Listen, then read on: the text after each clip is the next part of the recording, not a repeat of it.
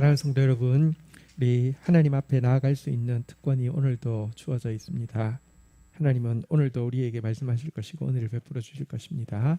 계신 곳에서 다 함께 사모하는 마음, 기대하는 마음으로 자리에서 일어서서 묵상 기도로 나아가도록 하겠습니다.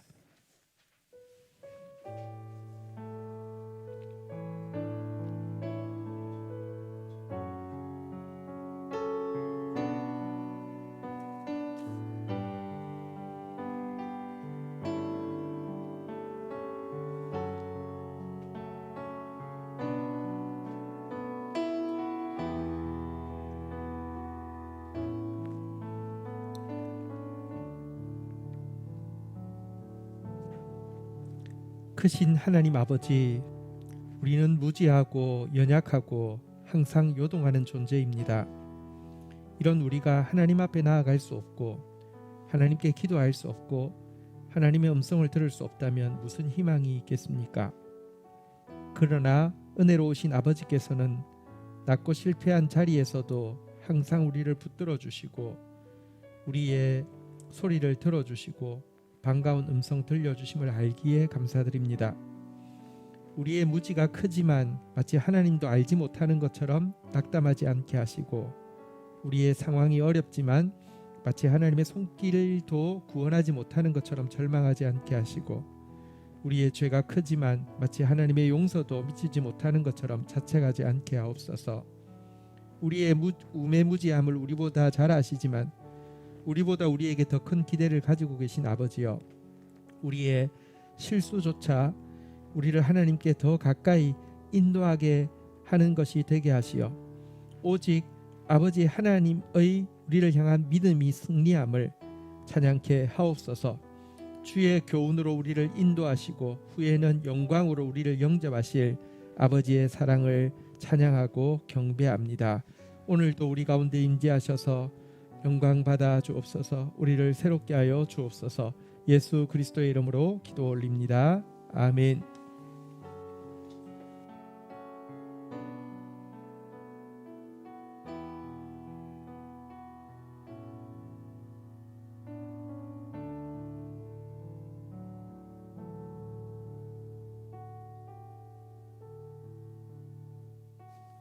오늘 오프라인으로 예배 자리에 나오신 여러분을 주님의 이름으로 환영합니다. 이 시간 인사하시겠는데요. 하나님께서 우리와 함께 하십니다. 양옆에 가까운 분들과 또 온라인에서도 이렇게 인사를 해주셨으면 좋겠습니다. 하나님께서 우리와 함께 하십니다.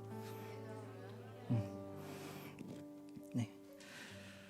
저희와 교회의 신랑 되신 주님께서는 저희를 바라보시고 나의 사랑하는 어여쁜 자야 일어나라 함께 가자 말씀하십니다. 이 시간 주님의 사랑을 생각하며 찬양하기 원합니다. 나의 사랑하는 자의 목소리 듣기 원하네.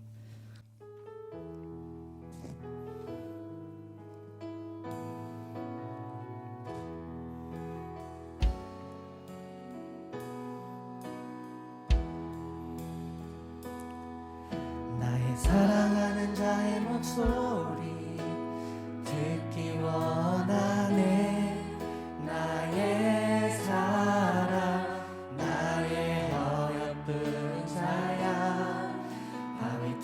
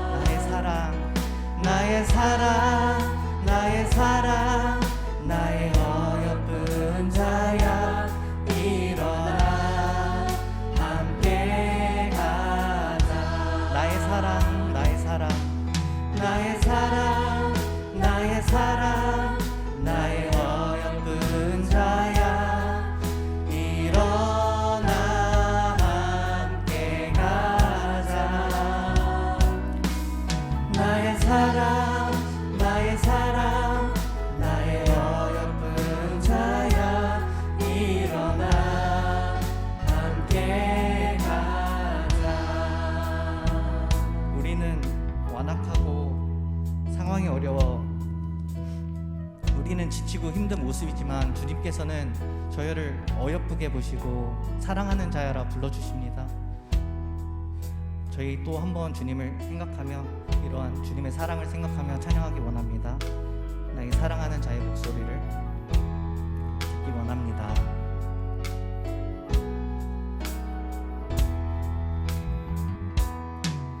나의 사랑하는 자의 목소리 듣기 원하네. 나의 사랑 나의 어여쁜 자야 밤에 드문 미란 곳에서 듣기 원하네. 부드러운 주님의 음성. 나의 사랑 나의 사랑 나의 사랑 나의 사랑 나의 어여쁜 자야 일어나 함께 가자. 나의 사랑 나의 사랑 나의 어여쁜 자야 일어나 함께 가자. 마지막으로 목소리로 찬양합니다. 나의 사랑 나의 사랑 나의 어여쁜 자야 일어나 함께 가자.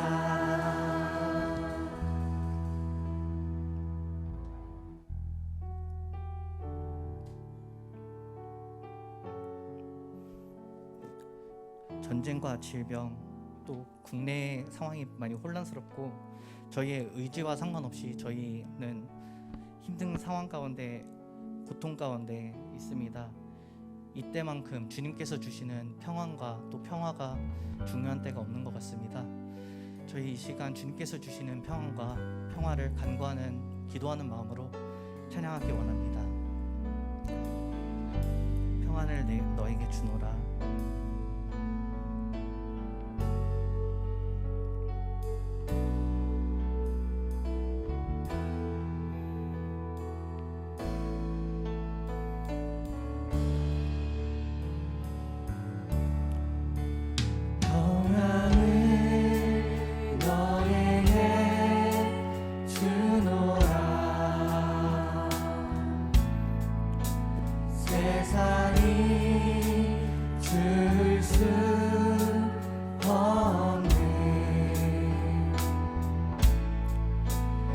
세상이 할 수도 없는 평안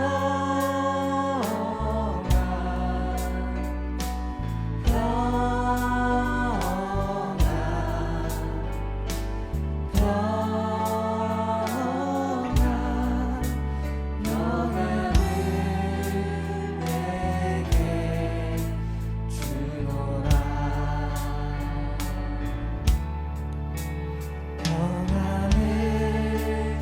내게 주노라. 세상은 줄 수 없는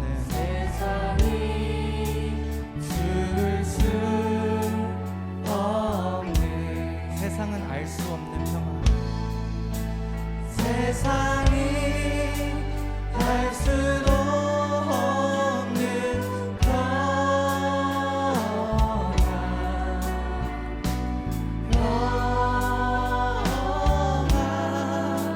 주님의 평안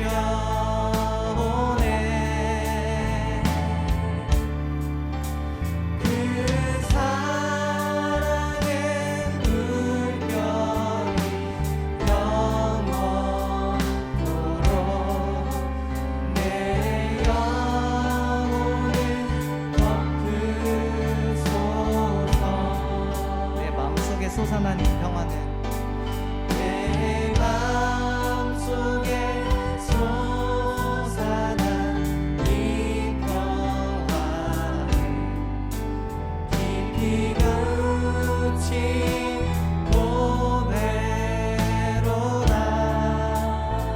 나의 보화를 캐내어 가져갈자. 나의 보화를 캐내어 가져갈자. 그 누구랴 안심일세. 그 누구랴 안심일세. 평화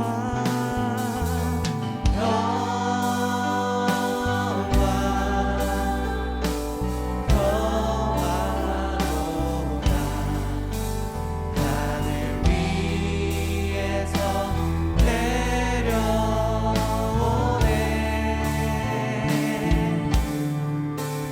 그 사랑의 물결이 영원토록 내 영혼을 덮으소서. 이 땅 위에 험한 길 가는 동안, 이 땅 위에 험한 길 가는 동안 참된 평화가 어디 있나. 우리 모두 다 예수를 친구 삼아 참 평화를 누리겠네. 평화 평화로다.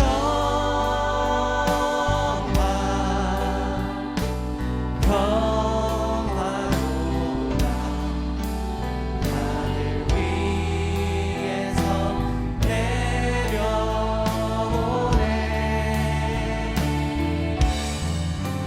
그 사랑의 물결이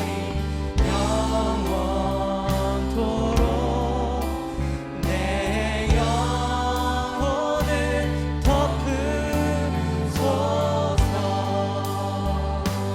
기도하심으로 예배 가운데 나아가길 원합니다.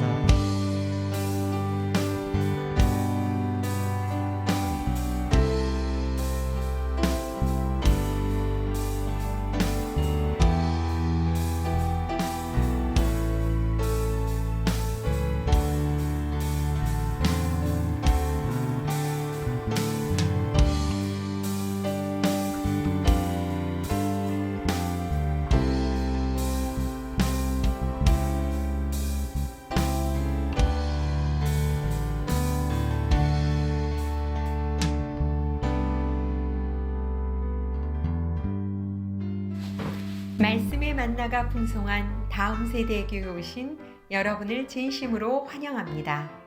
처음 오신 분들은 새가족부의 안내를 받아주시기 바랍니다. 2022년 표어는 내게로 돌아오리라입니다. 약속하셨던 모든 축복들이 실제가 되므로 기쁘고 놀랍고 화창한 한 해가 될 것을 기대하고 기도하고 기다립니다. 우크라이나를 위한 헌금에 풍성하게 참여해 주셔서 감사드립니다. 이물질은 도움이 꼭 필요한 사람들에게까지 구호품이 전달되게 하는 물류비로 사용되고 있습니다.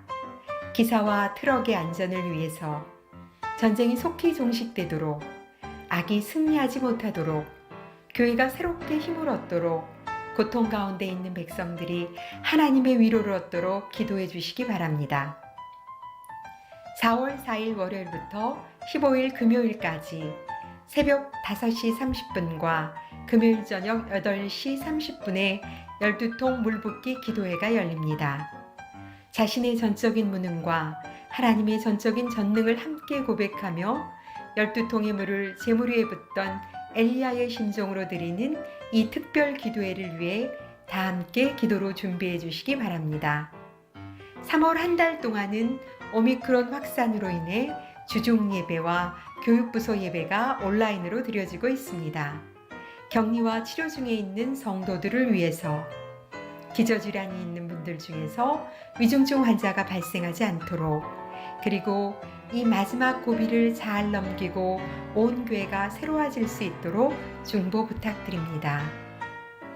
다음 주 예배 후에 전체 임직자 모임이 있습니다. 장로님, 권사님, 안수 집사님은 함께 해주시기 바랍니다. 동원하겠습니다.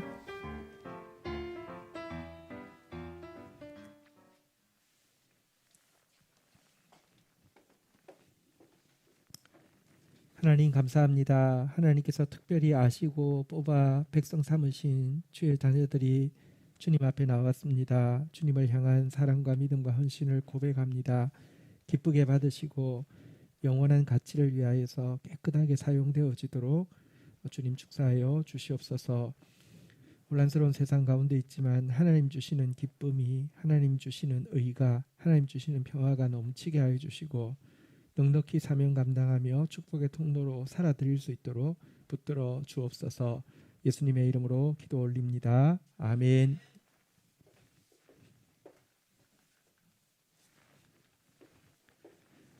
경건일기 발표 있겠습니다. 오늘은 교육자가 준비했습니다.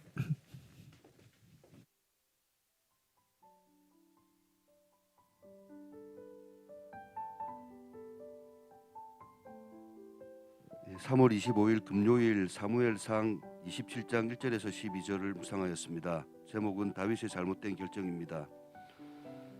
1절 다윗이 그 마음에 생각하기를 내가 후일에는 사울의 손에 붙잡히리니 블레셋 사람들의 땅으로 피하여 들어가는 것이 좋으리로다. 다윗은 자신이 결국 사울의 손에 망할 것이라고 생각하면서 블레셋으로 피하여 들어가는 것이 제일 안전하다라는 생각을 하게 되었습니다. 매번 하나님은 다윗을 사울의 손에서 건져내셨다. 그럼에도 계속되는 도피 생활에 다윗은 지친 것이다.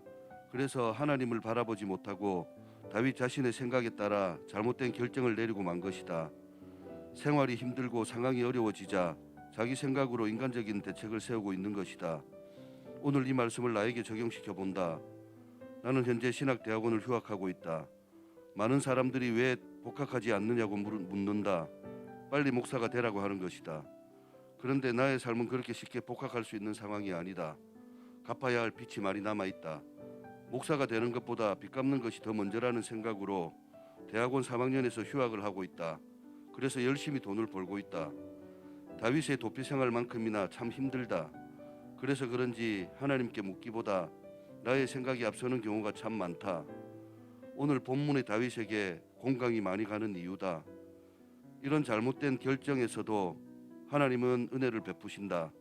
아기스 왕의 마음을 움직여 다윗의 요청대로 유다에서 가까운 시글락에서 따로 살 수 있도록 은혜를 베풀어 주신 것이다.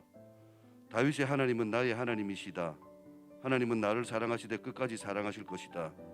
내가 비록 잘못된 결정으로 잘못된 길을 가고 있을지라도 결국에는 하나님의 길로 인도하실 것이다. 잘하고 있다면 훗날 잘했다고 칭찬해 주실 것이다. 그때까지 나는 적어도 악인들의 꾀를 따르지 않고 죄인들의 길에 서지 않고 오만한 자들의 자리에 앉지 않기 위해 몸부림치는 삶을 살아낼 것이다.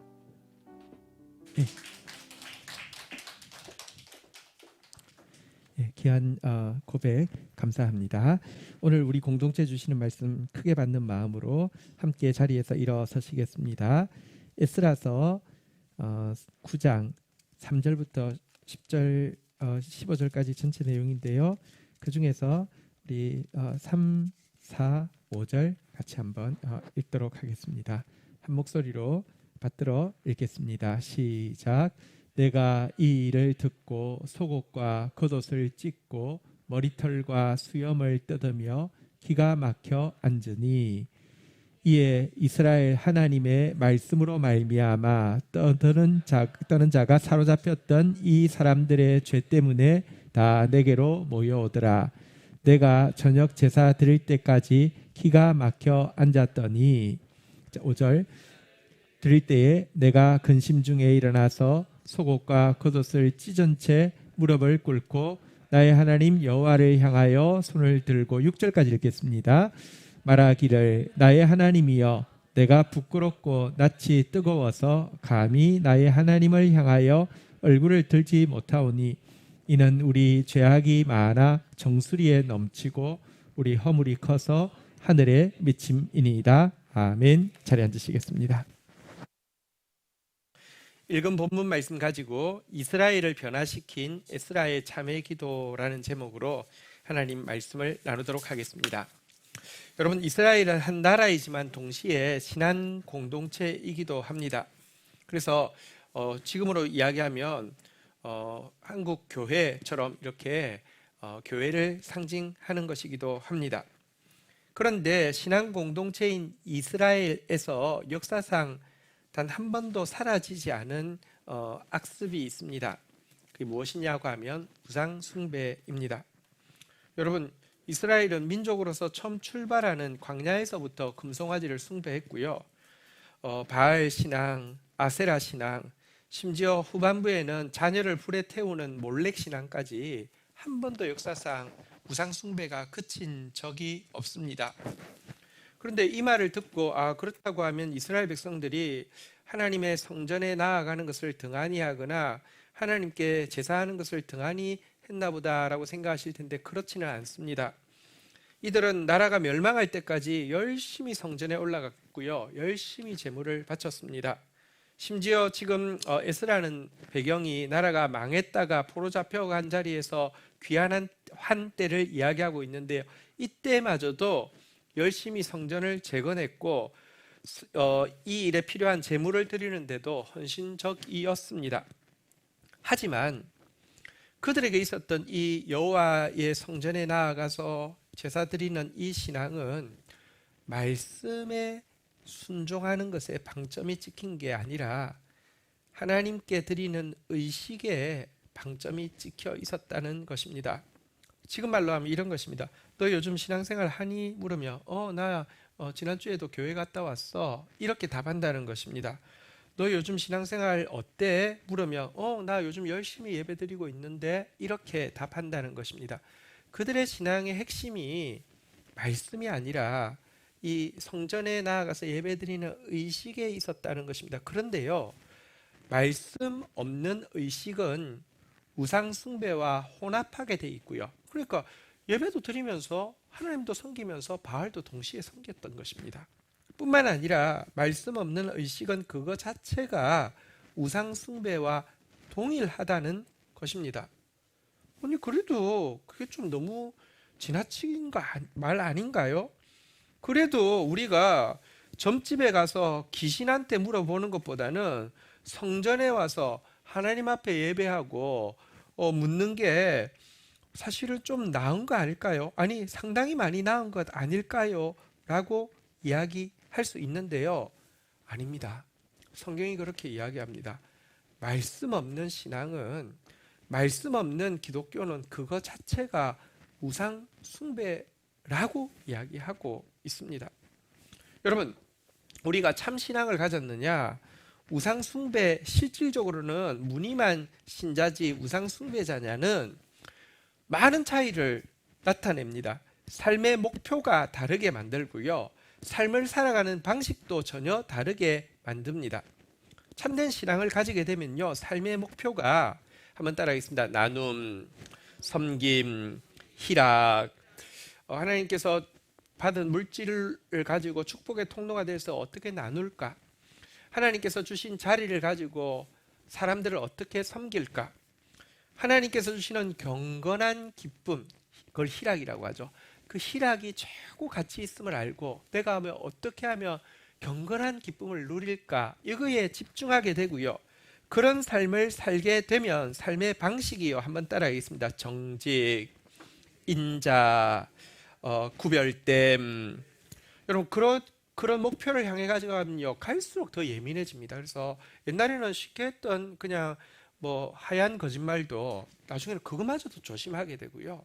옛날에는 쉽게 그냥 지나갔던 약한 사람도요 그냥 못 지나가고 인자를 베풀게 되고요. 그리고 점점 더 구별된 삶을 살게 됩니다.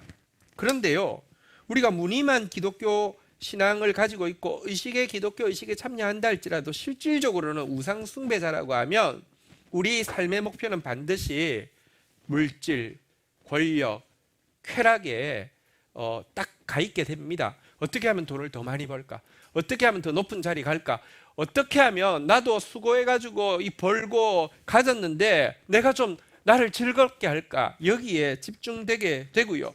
그러면 그럴수록 그의 삶의 방식은요, 정직 대신에 거짓이 들어오게 되고요. 인자 대신에 포악이라는 것은 힘을 가지고 약한 자를 짓누르는 행위를 포악이라고 하는데요. 포악이 들어오게 되고요. 구별됨 대신에 혼합주의, 하나님과 바알을 함께 섬기는 모습으로 나타납니다. 우리는 기독교 신앙을 버릴 수는 없습니다. 오래된 분들은. 그런데요, 절대로 바알도 놓지 않습니다. 왜냐고 하면 그래야지만 하나님 앞에 있어야지 좀 찜찜한 거 덜고 바알 앞에 가야지 내가 추구하는 권력, 쾌락, 물질, 그리고 내가 살고 있는 방식인 거짓과 포악과 혼합주의를 그냥 합리화할 수 있기 때문에 그렇습니다. 그러니 여러분, 이것은 우상숭배와 조금도 다르지 않고요. 좀 더 정확하게 이야기하면 일반 우상숭배자보다 훨씬 더 악해집니다. 성경에는요, 하나님의 아들들이 사람의 딸들과 통혼하니까, 다시 말하면 더러운 탐욕을 대놓고 추구하는 사람의 딸들을 하나님의 아들, 그럴듯한 명분으로 포장해주면요, 거기서 하나님의 아들이 사람의 딸들과 통혼하니 거기서 용사가 나왔다는데 이건 번역의 오류입니다. 그 용사라는 단어는요, 폭군, 침략자, 전쟁광이라는 단어인데요. 여러분, 더 괴물은요, 기독교의 명분에 더러운 우상의 탐욕이 들어올 때 더 인류를 파괴시키는 괴물들이 나왔습니다. 여러분, 스탈린이든 히틀러든 역사상 수많은 인류에 악을 끼쳤던 사람들은요, 기독교와 관련이 있습니다. 기독교 명분에다가 여러분, 악한 자기 생각을 넣은 사람들이 괴물이 되지, 대놓고 돈 추구하는 사람 악해봤자 거기서 거기입니다. 대놓고 권력 추구하는 사람, 대놓고 쾌락 추구하는 사람은 거기서 거기란 말입니다. 그런데 이런 이스라엘 공동체의 모습이 오늘날 한국 교회의 모습과 정확하게 일치되고 있다는 사실 앞에서 너무 가슴이 아프고 두렵습니다. 사실 한국 교회는 예배를 얼마나 잘 드리는 교회인지 모릅니다. 요즘은 코로나에서 이런 느낌이 잘 없지만 얼마 전까지만 해도요, 어떤 일부 교회들은요, 예배 드릴 때에 옷 복장도 그렇고요, 예배 드릴 때요, 숨소리 하나 잘못 내면요, 전 교인이 쳐다볼 정도로 뭐 이런 분위기에서 예배드리고 그것이 경건이라고 생각하고 이것이 교회의 자부심인 교회들이 꽤 있었습니다. 또 한국 교회는 얼마나 많은 예배가 있는지 모르는데 또 그 예배 때마다 얼마나 많은 성도가 참여하는지 모릅니다. 한국 교회만큼 주일 성수를 강조하는 이런 교회가 없었습니다. 그러니까 한국 교회는 괜찮은 것처럼 보였습니다. 또 한국 교회는 우상 숭배라는 단어, 우상이라는 단어 자체에 결벽증이 있을 정도로 배척하는 교회이기도 합니다. 여러분 한번 생각해 보십시오. 지금도 믿지 않는 가정에서 예수 믿게 되어서 제사 안 드리는 거 쉽지 않지만 150년 전에 복음이 들어오고 제일 처음 그 조선시대 말기에 여러분 예수 믿었다는 이유로 제사 안 드린다, 얼마나 어려웠겠습니까? 그 어려운 것을 천주교는 중도에 포기했지만 기독교는 안 포기하고 결국 이뤄냈습니다. 왜? 그 우상이니까 안 된다는 것입니다. 제가 대학 다닐 때 학교에 장성을 세우는 운동이 있었습니다. 천하대장군, 지하여장군. 왜냐고 하면 이거 전통 문화인데 어느새 다 없어졌는데 대학에서라도 세우자. 기독교인들이요, 목숨 걸고 반대해가지고 결국은 한 대학도 못 세웠습니다. 당군상을 세우는 일이 있었습니다. 이게 우리의 민족 의식을 고취하기 위해서 당군 성공 못했습니다. 기독교가 들불처럼 일어나서 못했습니다. 심지어 남의 종교에, 남의 신전에 멀쩡하게 있는 불상까지도 가서 훼손시키는 그런 사람들도 있었습니다. 왜? 이건 우상이니까. 그럴 정도로 우상에 결벽증이 있는 교회가 한국 교회였으니 적어도 한국 교회는 우상 숭배와는 상관이 없다고 자부해도 되는 줄 알았습니다. 그런데 지금 와서 보니까요, 한국 교회 그 열심으로 드린 예배는요, 사실은 의식이었지 말씀이 중심이 아니었습니다. 한국 교회 성도들처럼 하나님의 뜻이 무엇인지 알지 못하고, 아니 하나님의 뜻에 관심도 없는, 하나님의 정의와 공의에 대해서 가장 관심 없고 반하는 집단이 한국 교회가 되어 버렸습니다. 그래서 오늘날 한국 신자들의 모습, 한국 교회의 모습은 철저한 그들이 배격하고 있었던 우상이 바로 자신이었음을 증명하고 있습니다. 한국 교회만큼 물질 지향적인 집단, 권력 지향적인 집단, 수많은 성범죄들이 이렇게 덮어질 수 있는 집단이 없어져 버렸습니다. 신자만큼 거짓에 잘 노출되어지고 포악을 옹호하고 혼합주의에 쉽게 열리는 집단이 없어져 버렸습니다. 아니, 기독교인이 핵심이 정지가 아닐까요? 근데요, 기독교의 다른 이름이 카톡교입니다. 카톡을 통해서 수많은 거짓말이 제일 많이 퍼지는 집단이 한국 교회고, 그거 막 받고 자기만 붙고 아이고 나 부끄러울 거야 아니라 많은 사람들에게 퍼뜨리는 교회가 한국 교회가 되어 버렸습니다. 여러분, 포악이 강자 논리거든요. 힘 가진 사람 위주가 되어서 약한 사람 배려하지 않고 무시하고 폭력을 행하는 게 포악인데요, 한국 교회만큼 기독권층의 지지 세력이 없어져 버렸습니다. 한국 교회만큼 혼합주의, 자기의 기독권을 지킬 수 있다고 하면 뭐든지 다 받아주게 되었습니다. 지금 보십시오. 한국 교회 이제는 뭐든지 다 받아주게 되었습니다. 우스갯소리로 이제서야 드디어 한국 교회가 가장 넓은 가슴을 가진 종교가 되었다고 이야기합니다. 그렇게 타 종교에 대해서 배타적이더니 이제 한국 교회는 뭐든지 다 받아줄 수 있는 교회가 되었다라고 이야기합니다. 왜? 자기 기득권이 더 걸리니까요. 아무렇지 않게 다 혼합해버리는 교회가 되어 버렸다는 것입니다. 그러니 여러분, 한국 교회의 미래는 어떨까요? 아니, 차라리 거룩한 척이나 하지 말지, 뭐 우상 노이로제에 걸린 것처럼 행동이나 하지 말지, 거룩한 척은 혼자 다 해놨는데 까보니까 똑같이 물질 권력 쾌락 추구하고 더욱 거짓과 포악과 혼합주의에 물들어 있으니 한국 신자들의 이미지는 위선자요, 한국 교회는 한국 사회의 혐오의 대상이 될 수밖에 없는 상황에 처하게 되었다는 것입니다. 그런데 이런 한국 교회의 모습이 변하지 않는다고 하면, 한국 교회만의 절망이라고 하면, 저는 한국 교회는 진짜 절망해야 되고 무너져야 된다고 생각하는데, 문제는 이것이 한국 교회의 절망일 뿐 아니라 한국 사회의 절망이 될 것이기 때문에 너무 두렵습니다. 하나님은 어쩔 수 없이 교회를 산 위에 등대로 세웠고 세상의 소금으로 세웠고 세상의 빛으로 세웠기 때문에, 등대가 꺼져버리면요, 소금이 맛을 잃으면요, 빛이 사라지게 되면요, 여러분, 한국 교회뿐 아니라 한국 사회에도 영향을 끼친다는 것입니다. 교회 수준이 사회 수준이 되고 교회의 미래가 사회의 미래가 될 것이기 때문에, 지금 한국 교회의 모습을 볼 때 우리 한국 사회의 미래가 너무 걱정이 되고요. 과연 한국 교회의 변화가 가능할까, 희망이란 것은 있는 것일까 정말 염려하게 됩니다. 그런데 이때 이스라엘의 역사로 다시 한번 좀 돌아가 보겠습니다. 말씀드린 대로 이스라엘 역사는요, 우상 숭배가 그친 적이 한 번도 없고요, 심지어 포로에서 돌아오고도 정신 못 차린 교회가 이스라엘 신앙 공동체인데요. 그런데 그 역사에 게임 체인저가 등장하였습니다. 그가 누구냐고 하면 오늘 읽었던 본문의 주인공인 에스라입니다. 여러분, 이스라엘의 역사는 에스라 전후로 완전히 나눠집니다. 에스라 후에는요, 바알 신앙 완전히 사라졌습니다. 아세라 신앙 완전히 사라졌습니다. 아니, 그게 여러분들 뭐 요사밭이 개혁하고 히스기야 개혁하고 나중에 나라가 멸망하기 전에 요시야가 목숨 걸고 개혁해도 안 되던 일이, 개혁해놔도요 멀쩡하게 우상은 다 살아남았는데, 에스라 이후에 우상이 완벽하게 사라지게 되었습니다. 물론 에스라는 구약의 인물이기 때문에 그의 이 개혁의 한계가 있기는 있었습니다. 그로부터 이제 의식 종교가 율법 종교로 완전히 바뀌게 되었는데, 그래서 율법 강조하게 되는데, 그것이 시간이 지나면 예수님 시대에 율법주의 바리새 운동의 뿌리가 에스라에 있습니다. 결국 율법주의로 전락하게 되었죠.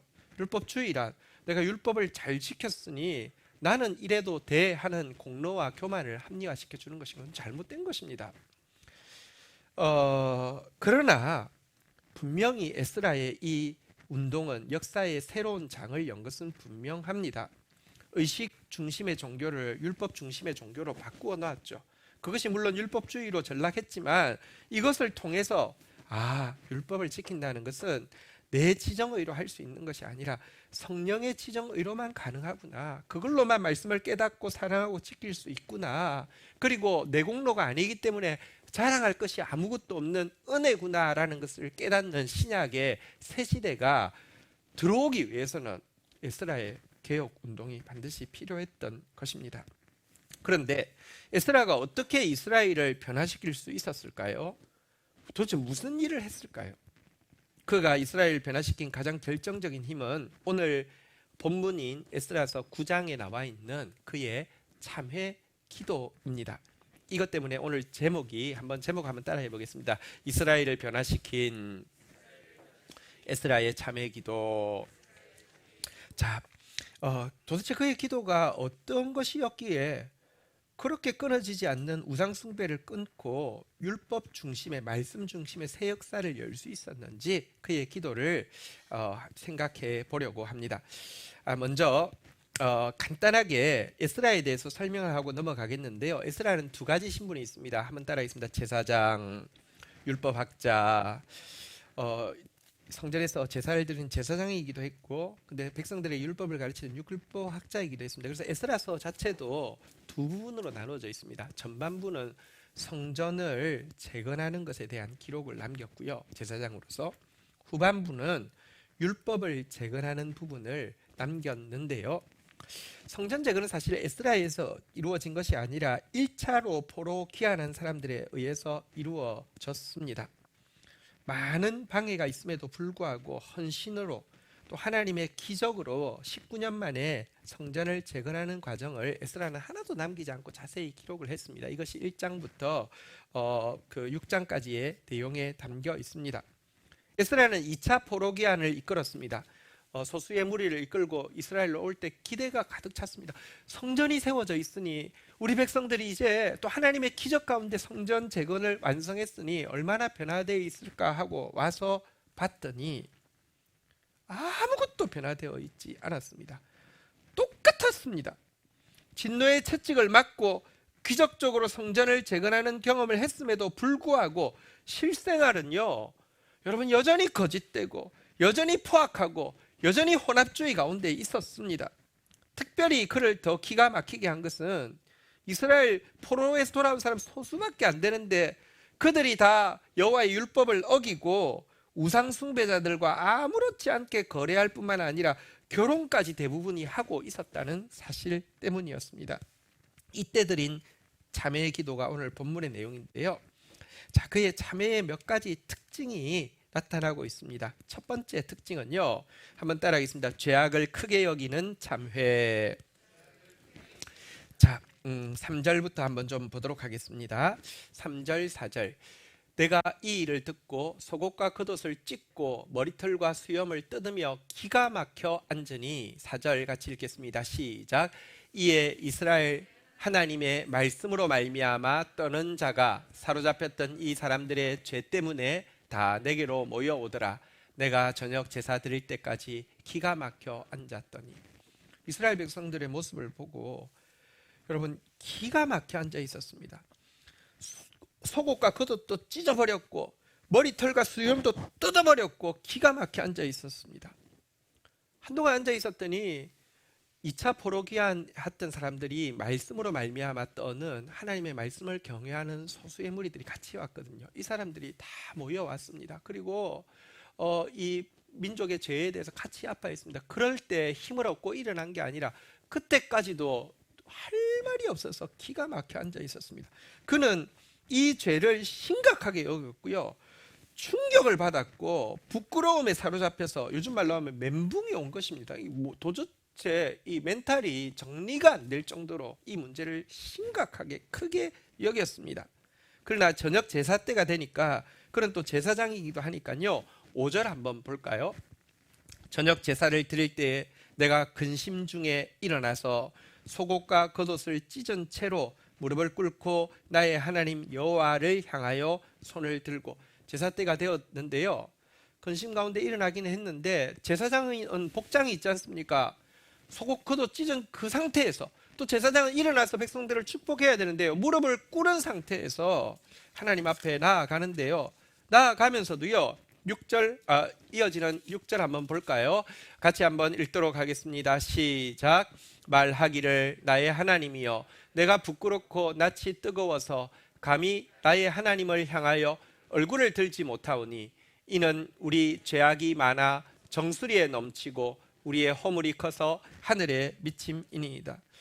여러분 비록 무릎을 꿇고 손은 들었지만 얼굴도 하나님을 향해서 들지 못했습니다. 내가 부끄럽고 낯이 뜨거워서 감히 얼굴을 하나님께 들 수 없습니다.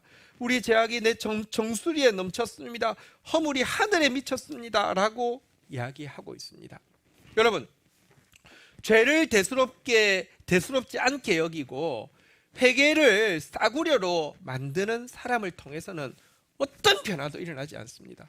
오늘날 한국 교회만큼 죄라는 말을 많이 쓰지만 죄는 다 짓고 있습니다. 우리가 다 죄인인데 뭘 하면 됩니다. 회개했으면 됐어요. 하나님 용서하셨어요. 끝입니다. 이런 대수롭지 않게 싸구려로 죄를 대하는 사람을 통해서는 어떤 변화도 일어나지 않습니다. 우리가 자신의 죄와 이 한국 교회의 죄 앞에서 기가 막혀야 합니다. 근심해야 합니다. 속옷과 겉옷을 찢어야 합니다. 머리털과 수염을 뽑아야 합니다. 무릎을 꿇어야 합니다. 부끄러워야 하고 낯이 뜨거워야 하고 감히 하나님을 향해서 얼굴을 들지 못해야 희망이 있습니다. 죄를 크게 여기는 에스라의 참회가 저와 우리 공동체의 참회가 되기를 주의 이름으로 축원드립니다. 두 번째 에스라의 참회 기도의 특징은요. 한번 따라하겠습니다. 진노를 크게 여기는 참회. 여러분 죄악에는요 반드시 진노가 따른다는 사실을 알아야 합니다. 에스라는 하나님의 진노로 말미암은 이스라엘의 멸망에 대해서 환기시키고 있습니다. 7절 한번 보도록 하겠습니다. 우리 조상들의 때로부터 오늘까지 우리의 죄가 심함에 우리의 죄악으로 말미암아 우리와 우리 왕들과 우리 제사장들을 여러 나라 왕들의 손에 넘기사 칼에 죽으며 사로잡히며 노락을 당하며 얼굴을 부끄럽게 하심이 오늘과 같으리이다 라고 고백하고 있습니다. 여러분 죄가 심하고 니까 하나님께서요 우리 왕들 우리 제사장들을 넘겨서요 칼에 죽게도 하시고 사로잡히게도 하시고 노략당하기도 하시고 수치를 끼얹게도 하셨는데 지금까지도 그러고 있습니다 라고 하면서 하나님께서 행하신 진노에 대해서 크게 지금 기억하고 환기시키고 있습니다.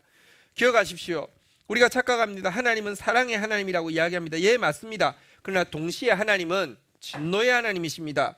하나님께서 정의와 선을 사랑하시고 약자를 사랑하신다는 말은 거꾸로 하나님께서 불의와 악을 미워하시고 교만한 자를 향해서 진노하신다는 말과 동전의 양면과 같습니다.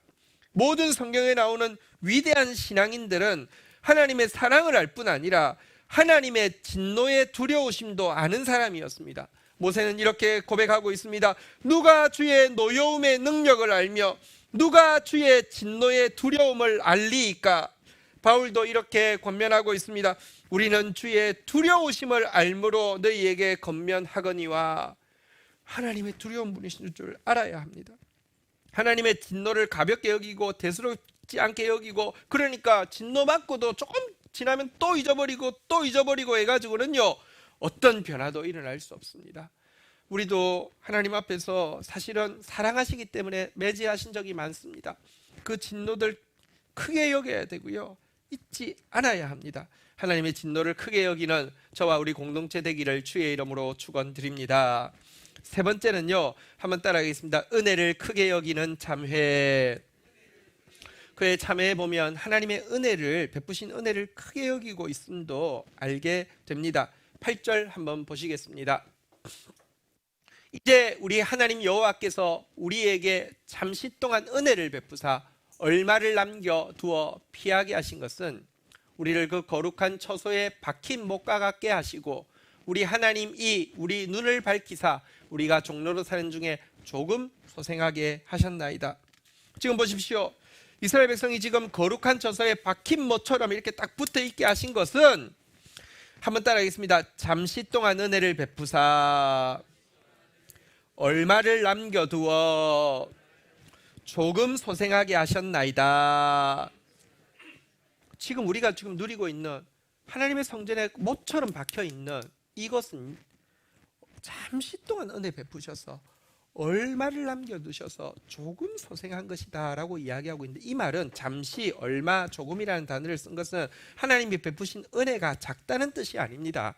반대로 은혜라는 게 자격 없는 자에게 주시는 거잖아요. 나는 종노릇하고 있어야 되는데, 나는 맹인이 되어 있어야 되는데, 눈을 밝히고 종노릇에서 벗어나서 이렇게 하나님의 성전에 있게 하신 이거 자격 없는 자에게 주신 너무 크고 소중한 것이니까 절대로 놓쳐서는 안 된다는 뜻을 잠시 동안 얼마를 조금 소생하게 하셨다라는 표현으로 그는 역설적으로 표현하고 있는 것입니다. 9절에도 한번 보겠습니다. 우리가 비록 노예가 되었사오나 우리 하나님이 우리를 그 종살이하는 중에 버려두지 아니하시고 바사왕들 앞에서 우리가 불쌍히 여김을 입어 소생하여 우리 하나님의 성전을 세우게 하시고 그 무너진 것을 수리하게 하시며 유다와 예루살렘에서 우리에게 울타리를 주셨나이다. 지금 우리가 성전 세운 것, 우리가 예루살렘에서 울타리를 얻은 것, 사실 우리는 노예로 있어야 되고 종살이하고 있어야 되는데 우리가 불쌍히 여김을 입어서, 은혜를 입어서 이렇게 된 것입니다 라고 하면서 은혜를 소중히 여기고 있습니다. 하나님께 받은 은혜를 대수롭지 않게 싸구려로 만드는 사람을 통해서는 어떤 변화도 일어나지 않습니다. 하나님께 받은 은혜를 다시 한번 따라하겠습니다. 잠시 동안 은혜를 베푸사 얼마를 남겨두어 조금 소생하게 하셨나이다. 소중히 여기지 않으면요, 어떤 변화도 일어나지 않습니다. 우리는 사실 하나님께 진노도 많이 받았지만 하나님으로부터 부인할 수 없는 은혜의 표징도 너무 많이 경험했습니다. 그 은혜를 크게 여기는 사람을 통해서만 하나님은 역사하십니다. 하나님께 받은 은혜를 크게 여기는 저와 우리 공동체 되기를 주의 이름으로 축원드립니다. 사실요, 진노와 은혜를 크게 여기는 것은 직결되어 있습니다. 진노를 크게 여기지 않는 사람은 은혜를 크게 여기지 않고요, 은혜를 크게 여기는 사람은 진노를 크게 여겨야만 합니다. 생각해 보십시오. 밤에 별이 제일 빛나는 날은 어떤 날일까요? 하늘이 캄캄할 때입니다. 하늘이 새카마면요, 밤에 별이 막 쏟아지게 빛이 납니다. 마찬가지입니다. 하나님의 진노를, 엄한 진노를 깨달은 사람에게만 은혜가 소중하게 빛이 나는 것입니다. 자, 죄악을 크게 여기는 참의 기도, 진노를 크게 여기는 참의 기도, 은혜를 크게 여기는 참의 기도였는데요. 이어서 한번 따라하겠습니다. 말씀을 크게 여기는 참회. 10절에 보면 에스라는 이제 이스라엘 백성들의 죄악의 핵심이 무엇인지를 정확하게 알고 고백하고 지적하고 있습니다. 10절은 같이 읽도록 하겠습니다. 시작. 우리 하나님이여, 이렇게 하신 후에도 우리가 주의 계명을 저버렸사오니 이제 무슨 말씀을 하오리. 우리에게 성전을 주셨는데, 우리에게 이 노예 생활에서, 종살이에서 벗어나게 하셔서 성전을 세우고, 그리고 이곳에 울타리를 가지고 거룩한 처소에 모처럼 박히게 하셨는데도 우리는 당신의 계명을 저버렸습니다. 이제 할 말이 없습니다 라고 하면서 신앙의 핵심이 계명일 뿐만 아니라 범죄의 핵심도 계명을 저버리는 것임을 정확하게 지적하고 있습니다. 여기서 계명을 저버렸다는 것은 구체적으로 말하면 앞에서도 말씀드린 것처럼 이스라엘 족속 가나안 족속들과 통혼해가지고 그들의 우상을 다 받아들이고 있었던 혼합주의를 이야기합니다. 신자는 내가 하나님 앞에 먼저 거룩해져서 거룩의 영향력을 끼쳐야 할 존재이지 그들과 먼저 잘 혼합해가지고 같이 더럽혀지어가지고 괜찮아라고 이야기하는 존재가 되어서는 안 됩니다. 이 내용이 9장 13절 14절에 나와 있는데 한번 보실까요? 계명을 어긴 것이 무엇입니까? 우리의 악한 행실과 큰 죄로 말미암아 이 모든 일을 당하였사오나 우리 하나님이 우리 죄악보다 형벌을 가볍게 하시고 이만큼 백성을 남겨주셨는데도요. 14절 같이 한번 읽도록 하겠습니다. 시작. 우리가 어찌 다시 주의 계명을 거역하고 이 가정한 백성들과 통혼하리이까? 그리하면 주께서 어찌 우리를 멸하지 말하시고 피할 자가 없도록 진노하시지 아니하시리이까?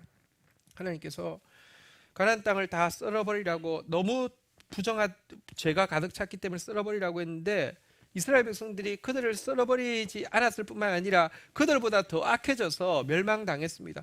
그런데도 죄악보다 형벌을 가볍게 하셔서 조금 남게 해주셨는데 여전히 계명 거역하고 가난한 사람들하고 통혼하고 그들과 똑같이 되었으니 어떻게 우리가 진노를 받지 않을 수 있겠습니까? 라고 하면서 시작하는 10절에서도 계명 이야기하고 여기서도 주의 계명 이야기하면서 그들의 범죄가 계명 어긴 것임을 정확하게 이야기하고 그들이 살 길이 말씀으로 돌아오는 것임을 정확하게 고백하고 있습니다. 여러분, 말씀을 크게 여기지 않는 종교는 기독교가 아닙니다. 이 기복교로 바뀌는 것입니다. 말씀 없이는 기독교 아닙니다. 우상 숭배입니다. 우리 말씀을 크게 여기는 사람, 말씀의 빛과 성령의 불로 세대를 변화시키는 이 비전에 사로잡힌 공동체가 저와 여러분들이 되기를 주의 이름으로 축원드립니다. 이렇게 말씀을 크게 여기고 참회하고 나서 이제 마지막 15절이 마지막 절인데요. 마지막 절에서 그는 주의 처분을 크게 여기는 참회를 하고 있습니다. 한번 따라하겠습니다. 주의 처분을 크게 여기는 참회. 15절 같이 한번 읽도록 하겠습니다. 시작. 이스라엘의 하나님 여호와여, 주는 의로우시니 우리가 남아 피한 것이 오늘과 같사옵거늘 도리어 주께 범죄하였사오니 이로 말미암아 주 앞에 한 사람도 감히 서지 못하겠나이다 하니라. 자, 이제 기도를 마무리합니다. 지금까지 기도의 내용을, 참회의 내용을 보면 죄악을 크게 여기고 그분의 진노를 크게 여기고 그 중에 베푸신 은혜를 크게 여기고 말씀을 중하게 여겼습니다. 이제 마무리를 해야 됩니다. 마무리를 해야 되는데 그의 고백이 무엇입니까? 하나님, 당신은 의롭습니다. 우리가 오늘 남아 피한 것이 이 소수가 남아있지만 지금 당신께 범죄했으니 한번 따라하겠습니다. 이로 말미암아 주 앞에서 한 사람도 감히 서지 못하겠나이다. 할 말이 없습니다. 드릴 말씀이 없습니다. 아무 말도 할 수가 없습니다. 이걸로 기도를 끝냈습니다. 아니, 기도가 이렇게 끝나면 되지 않잖아요. 뭔가 그래도 결말을 지어야 되지 않겠습니까? 하나님, 그러니 앞으로 잘할 테니 용서해 주십시오 랄지, 아니면 하나님 당신의 사랑이 많으니 우리를 용서하셨음을 믿습니다 랄지, 아니면 만약 다시 한 번만 더 한다고 하면 우리를 진멸하셔도 좋은데 이번에는 우리를 새롭게 해주십시오라 할지, 이렇게 기도가 끝나야 되는 것 아닙니까? 근데 기도를 끝냈습니다. 주 앞에서 한 사람도 감히 서지 못하겠나이다. 아무 할 말이 없습니다 라고 고백하고 있습니다. 이것은요, 주님의 처분만 기다린다는 것이죠. 주님이 죽이시려면 죽이시고 주님이 살리시려면 살리시고 주님이 살리시려고 하셔야지 살아날 수 있지, 우리가 지금 뭐 한다고 되는 게 아닙니다. 주의 처분을 크게 여기는 고백이었죠. 그런데 여러분, 이렇게 결론이 안 난 것 같은 에스라의 참회기도, 주의 처분을 크게 여기는 참회기도는 거꾸로 거룩하게 살려고 애쓰는 무리들 가운데 깊은 인상을 심어주게 되었습니다. 보통 기도가 이렇게 안 끝나잖아요. 이렇게 끝나니까 이 사람들이, 진짜 하나님을 경외하는 사람들이 너무너무 큰 자격을 받았습니다. 그래서 큰 무리가 에스라 앞에서 통곡하게 되었고요. 참회하다가 어떤 한 사람이 일어나서 고백합니다. 하나님의 명령 앞에서 떨며 준행하는 자들이 다 모여서 이방인 아내와 자식을 내보내기로 언약하십시다. 하나님의 율법대로 실행하기로 우리부터 결단하십시다. 이렇게 한 사람이 이야기하게 되었습니다. 그러자 수많은 백성들이 나도 그렇게 하겠습니다 라고 하면서 에스라에게 부탁합니다. 당신은 일어나서 이 일의 책임을 맡아 주십시오 라고 부탁하게 되었습니다. 그러자 에스라는 일어나서 참회자들에게 당신들 정말 말씀대로 살겠습니까? 당신들 정말 이제 이방 아내 자녀들 내보내는 이 어려운 일이지만 이것을 행하겠습니까? 라고 하자 그렇게 하겠습니다 라고 고백했습니다.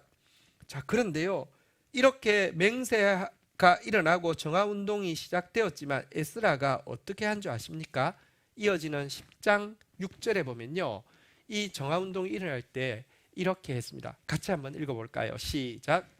이에 에스라가 하나님의 성전 앞에서 일어나 엘리야십의 아들 여호하난의 방으로 들어가니라. 그가 들어가서 사로잡혔던 자들의 죄를 근심하여 음식도 먹지 아니하고 물도 먹지 아니하고.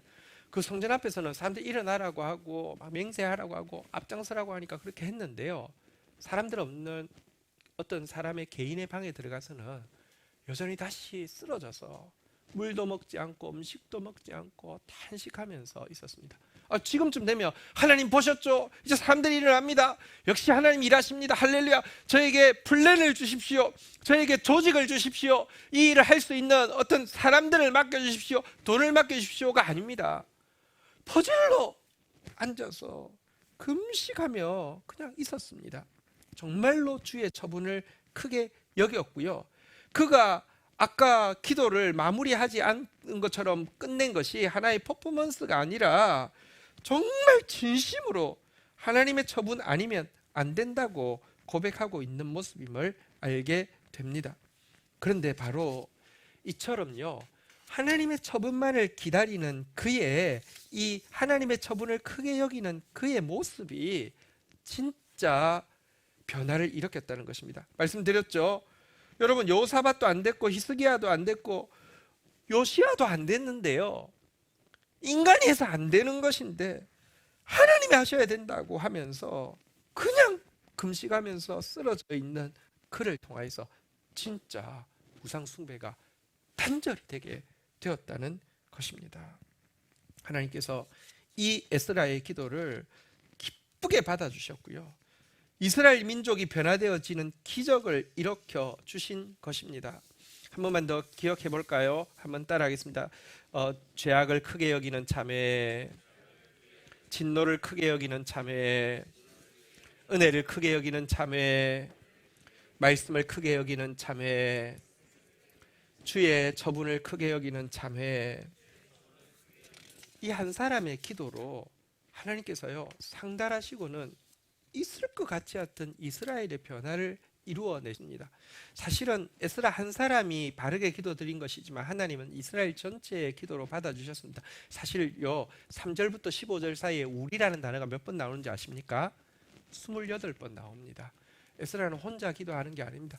이 백성 전체의 죄를 걸머지고 그 죄악을 크게 여기고 하나님의 진노를 크게 여기고 하나님의 은혜를 크게 여기고 하나님의 말씀을 크게 여기고 주님의 처분 앞에서 섰더니 하나님께서 그것 받으시고 기적의 변화를 일으켜 주셨다는 것입니다.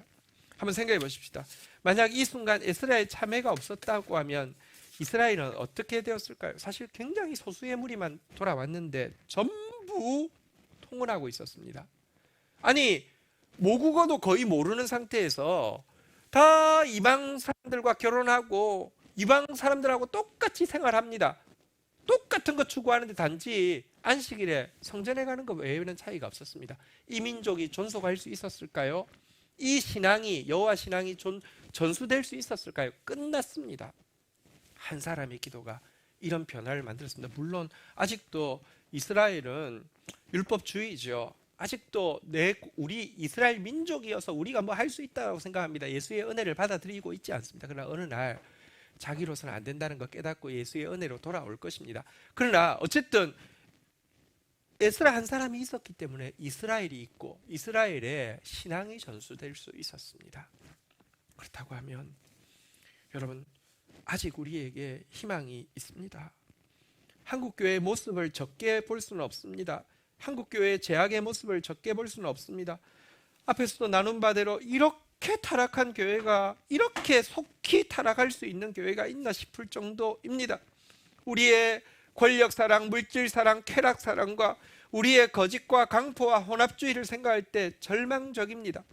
그러나 여러분, 분명한 것은 우리의 제약이 크고 하나님이 지금 우리를 향해서 진노하시는 것도 크지만 분명히 아직도 주의 긍휼의 때가 유지되고 있다는 것입니다. 그러나 잠시 동안 얼마를 조금 소생케 하신 것임을 우리 알아야 합니다. 지금 우리가 에스라로 일어나서 말씀 회복을 통하여서 하나님의 선하신 처분을 받지 않는다고 하면 민족교회의 촛대는 옮겨질 것이고 이 민족은 정말 심판받아서 소멸되어질 것입니다. 그러나 이때 우리가 에스라처럼 하나님이 찾으시는 진정한 참회의 기도로 나아가게 된다고 하면 변화의 역사가 일어날 수가 있습니다. 저는 계속 기도하고 있습니다. 우리가 받은 빚이 너무 많습니다. 한국 교회 같은 교회는 없습니다. 전 세계 교회 중에서 유일하게 비선교 국가가 선교 국가가 되었습니다. 후진국이 선진국이 된 유일한 케이스입니다. 이게 전부 하나님 은혜 아닙니까? 그런데 빚 갚기도 전에 한국 교회는요 편질되어져서 가장 부끄러운 집단이 되어버렸습니다. 빚 갚아야 합니다. 영적 한류를 흘려보내야 합니다. 온 세상에 하나님의 말씀의 영광을 드러내야 합니다. 그때까지는 촛대가 옮기면 우리는 2배로 재짓는 것입니다. 그래서 촛대가 옮기면 안 됩니다. 하나님 앞에 기도해야 합니다. 에스라처럼 하나님 앞에 매달려야 합니다. 우리 에스라의 기도로, 에스라의 참회로 하나님 앞에 나아가서 이 민족 교회를 변화시켜 달라고, 이 민족을 불쌍히 여겨달라고 기도해야 할 때입니다. 함께 자리에서 일어서시겠습니다. 우리 함께 찬양하고 주님 앞에 마음을 통하며 기도하는 시간 가지도록 하겠습니다.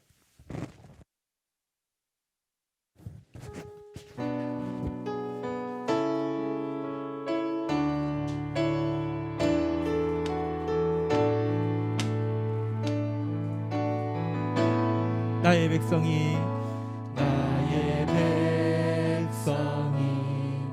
다 겸비하여 내게 기도하며 나의 얼굴을 구하여서 그 악한 길 떠나며 하늘에서 듣고 죄를 사하며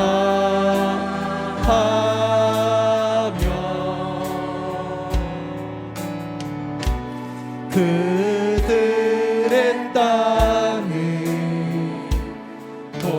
고치리라.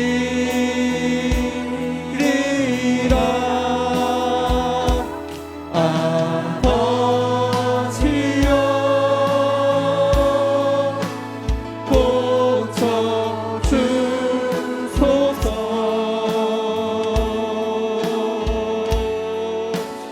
이 나라 주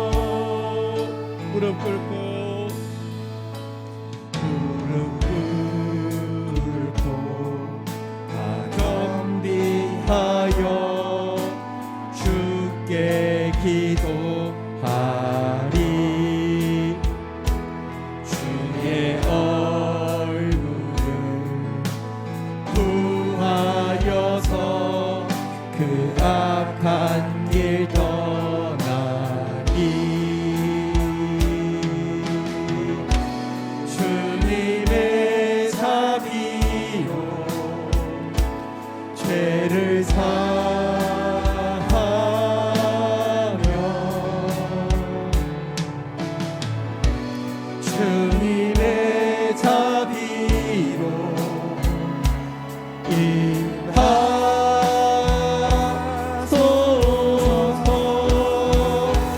아버지여 고쳐주소서.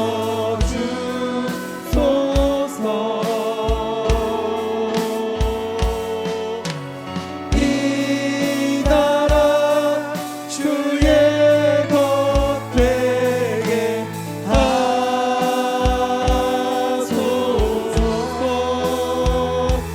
주 하나님 간절히 기도하오니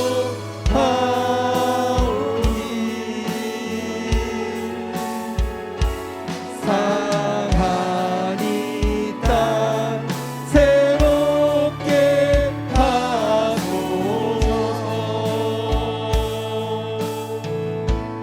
자리에 앉으시겠습니다.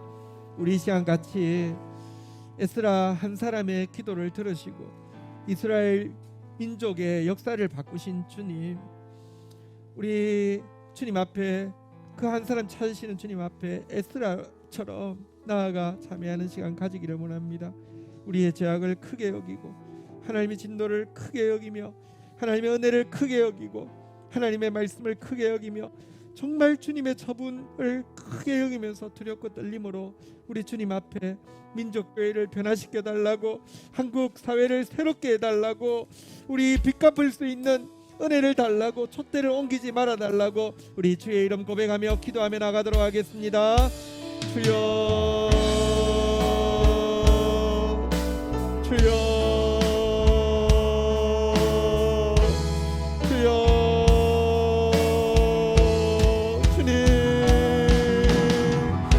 우리의 죄가 너무 큽니다. 하나님의 진노가 쌓여 있습니다. 아직도 잠깐 동안 얼마간 조금 은혜를 남겨주신 주님, 하나님 지금이라도 우리가 말씀으로 돌아오며 하나님의 처분 앞에서 두렵고 떨림으로 하나님 기도하며 매달리는 길밖에 없음을 고백합니다. 하나님, 에스라 한 사람의 기도를, 에스라 한 사람의 중보를 받으시고 이스라엘의 우상 숭배를 끊으신 것처럼 하나님이여, 우리가 다시 한번 물질과 권력과 쾌락을 추구하는 교회가 아니라 나눔과 섬김과 희락을 추구하는 교회로 변화되어지게 하여 주시옵소서. 우리가 거짓과 포악과 혼합주의에 물든 교회가 아니라 하나님 정직과 인자와 거룩한 소멸 때문에 아버지 하나님의 표상이 되는 교회가 되어지게 하여 주옵소서. 다시 한번 민족의 사랑과 존경을 회복하게 하여 주시며 열망을 향하여서 아버지 하나님의 영적한 열매를 흘려보내는 교회가 되어질 수 있도록 주여 도와주시기를 간절히 간구하고 소원합니다. 은혜를 더하여 주옵소서. 불쌍히 여겨 주옵소서. 은총을 더하여 주옵소서. 주님, 주여, 주여, 주여.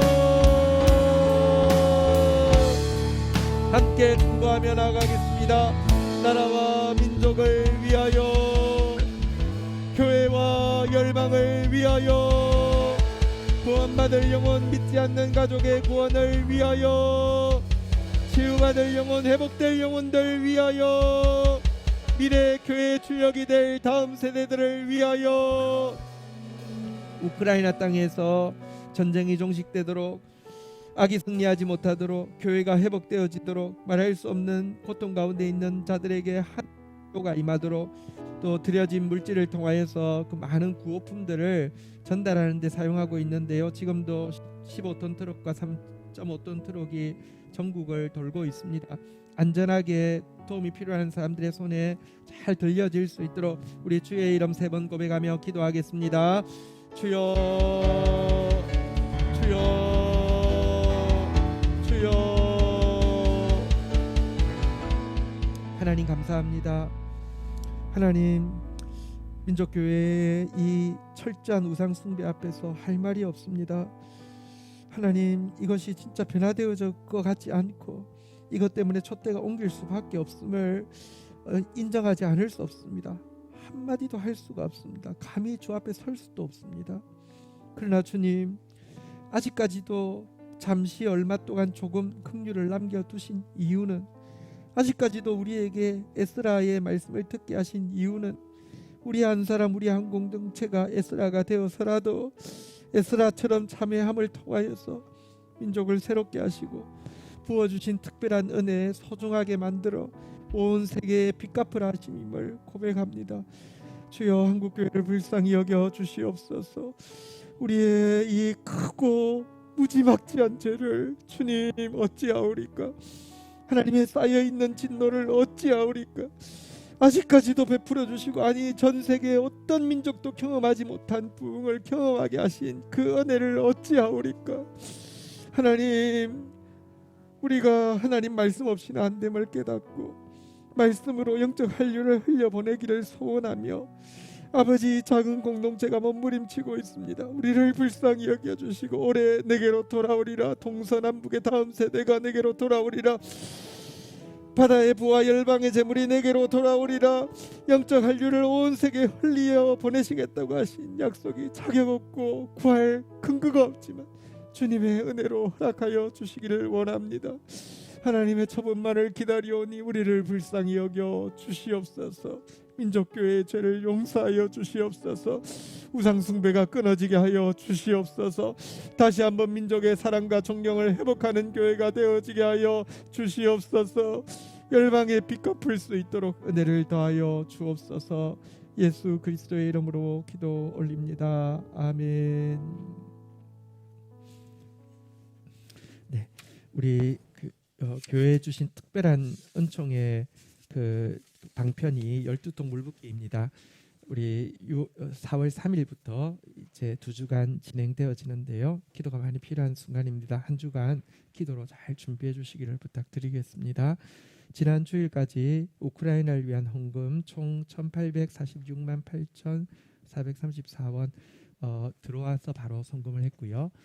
이것을 가지고 지금 이제 그 아까 이야기한 그 트럭들 하루 움직이는 그 비용이 생명수당이 붙고 그래가지고 한 200만 원 정도 이렇게 이상이 들어가는데, 그 비용으로 지금 사용되어지고 있습니다. 꼭 필요한 사람들에게 잘 전달되어지도록 위해서 또 기도해 주시기를 부탁드리겠습니다. 예, 다 함께 자리에서 일어서시겠습니다. 축도하겠습니다. 여호와는 내게 복을 주시며 너를 지키시기를 원하며, 여호와는 그 얼굴을 내게 비추사 은혜 주시기를 원하며, 여호와는 그 얼굴을 내게로 향하여 드사 평강 주시기를 원하노라. 주 예수 그리스도의 은혜와 아버지 하나님의 사랑과 성령의 교통하심이 너희 무리와 함께 계실지어다. 아멘. 감사합니다.